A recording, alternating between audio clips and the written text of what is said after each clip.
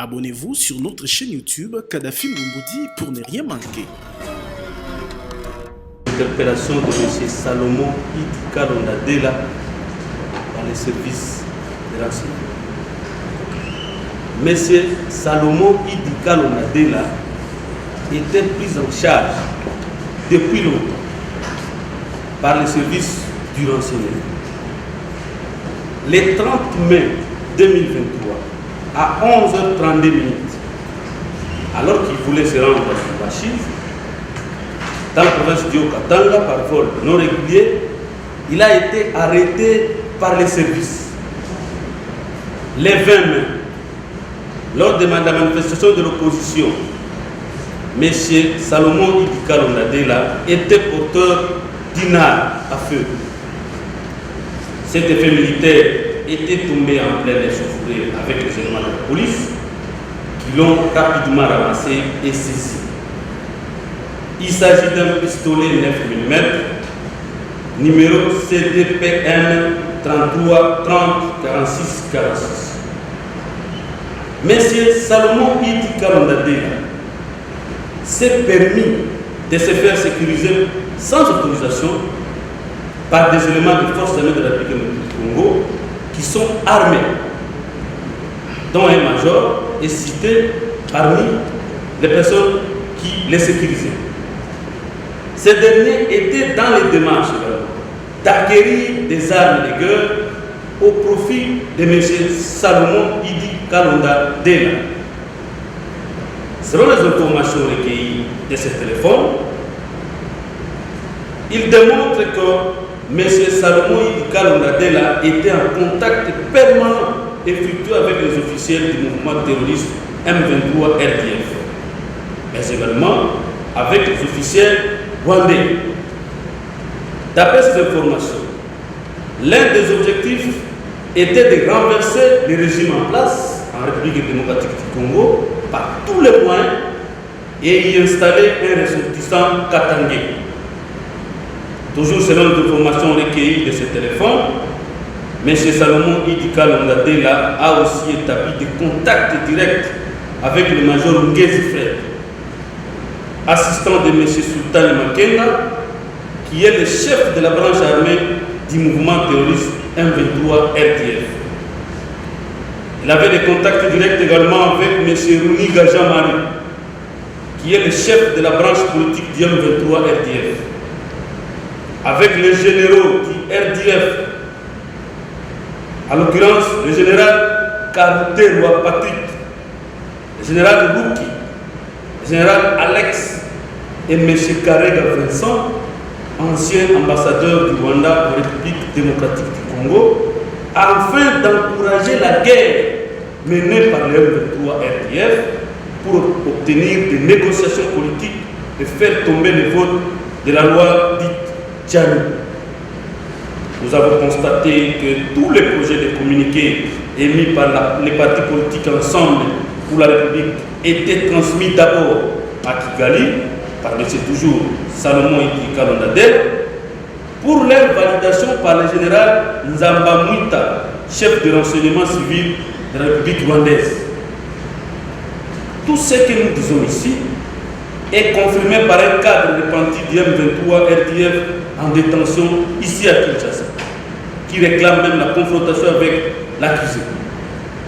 Enfin, nous continuons avec les investigations avant d'entrevoir la possibilité de mettre M. Salomon Idi Kalondadela à la disposition de son juge naturel. Je vous remercie. L'arrestation ou un enlèvement de Salomon. Il prend son avion à Djili, il est arrêté brutalement et pourtant c'est une personnalité politique bien connue. Pourquoi a-t-il été arrêté brutalement pendant qu'il prenait son vol pour aller à Lubumbashi? Cherché par les services du renseignement était tellement sensible qu'on ne pouvait pas l'inviter, mais plutôt communiquer à l'officier du ministère public. L'officier du ministère public militaire a mis à la disposition du service de renseignement un mandat d'amener en vertu duquel le service était en train de rechercher M. Salomon partout dans la ville de Kinshasa. Mais néanmoins, le mandat d'amener n'a pas d'espace et nous avons pu le retrouver à l'aéroport de Ndjili. Vous constaterez avec moi qu'il s'est mal comporté parce que l'article 190 du Code judiciaire militaire dit que tout inculpé qui n'obéit pas à un mandat d'amener ou ayant obéi tente de s'évader doit être contraint par la force. C'est pourquoi vous avez constaté que les services ont utilisé la force pour mettre la main sur M. Salomon conformément au Code judiciaire militaire. Et donc, les dossiers étaient tellement sensibles, à un certain moment vous avez compris même le contenu de ma communication, les faits étaient déjà à la disposition du ministère public qui a mis à notre disposition également un mandat d'amener pour sa recherche, ce que nous avons exécuté. Selon la Constitution, l'article 18 de notre Constitution, selon l'article 18 de la Constitution du pays, les OPJ de l'enseignement militaire n'ont que 48 heures de durée de détention. Pourquoi jusqu'à ce jour, M. Kalonda n'est pas transféré à son juge naturel? Voilà ma question. Merci. Dès lors que nous avons mis la main sur M. Salomon Idi Kalonda Dela, les lendemains, pour respecter la procédure, nous avons saisi l'officier du ministère public pour nous permettre de proroger la durée de sa détention.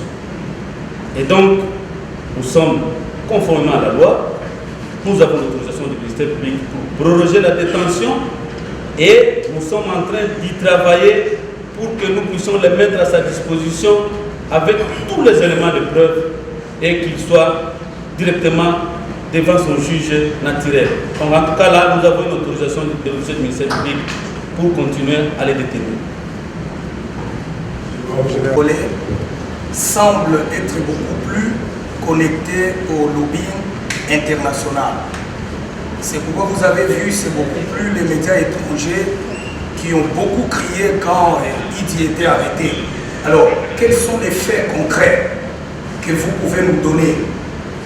J'insiste sur le concret. Les faits concrets que vous reprochez à Salomon Idi pour informer l'opinion internationale, soit à bien cerner les sujets ou bien à continuer à plaider pour la liberté de Salomon Idi. Les faits concrets reprochés à Salomon. Les magistrats du parquet, la personne suspecte est présumée innocente. Et donc, jusqu'à preuve du contraire, il est présumé innocent. Mais nous avons des faits pour lesquels nous les poursuivons. Les poursuivons pour incitation des militaires à commettre des actes contraires au devoir et à la discipline. Nous les poursuivons également pour détention illégale d'armes et munitions de guerre. Et nous les poursuivons pour la toute dernière fois pour atteindre à la sûreté intérieure de l'État. Voilà les trois chefs d'accusation que nous avons mis en charge de M. Salomon, que la communauté nationale et internationale doit mettre en tête. Et jusqu'à preuve du contraire, nous ne pouvons pas divulguer les contenus de ces infractions, mais elles sont à trois: incitation des militaires, détention illégale d'armes et munitions de guerre et atteinte à la sûreté intérieure de l'État. Voilà les trois chefs d'accusation que nous allons continuer à enquêter. Les investigations sécuritaires sont en cours. À la fin de ces investigations, nous allons les mettre devant son juge naturel et à partir de là, le monde entier saura les contenus en détail parce que devant le juge du ministère public et devant les juges, il n'y a plus de secret. Merci, je vous remercie. Abonnez-vous sur notre chaîne YouTube Kadhafi Moumoudi pour ne rien manquer.